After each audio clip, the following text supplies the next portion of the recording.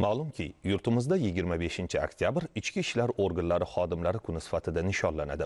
Sana munosabati bilan joylarda turli tadbirlar o'tkazilmoqda. Yangi zamonaviy binolar foydalanishga topshirilmoqda. Mavzuni Andijondan davom ettiramiz.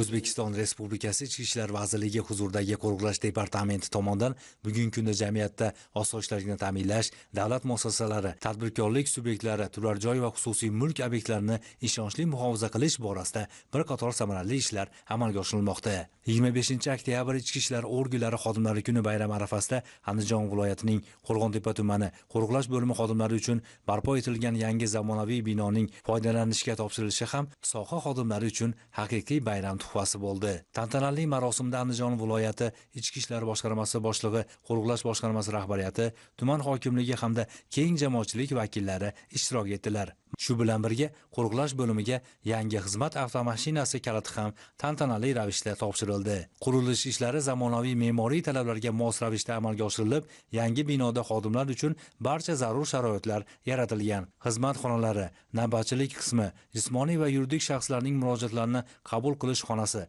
xodimlarning bilim saviyasini oshirishga qaratilgan ma'naviyat xonasi, simulятsion o'q otish xonasi, xodimlarning jismoniy va jangovar tayyorgarligini oshirish maqsadida tashkil etilgan barcha qulayliklarga ega bo'lgan sport zali zamonaviy jihozlar bilan ta'minlangan. Albatta bizga bunday qaratilayotgan e'tibor yangi binoning qurib topshirilishi, jinoyatchilik va huquqbuzarliklarni barvaqt oldini olish, tumanimizdagi huquq tartibotni mustahkamlash, shuningdek mulkiy turdagi jinoyatlarni barvaqt oldini olish uchun o'z kuch-g'ayratimizni safarbat etamiz.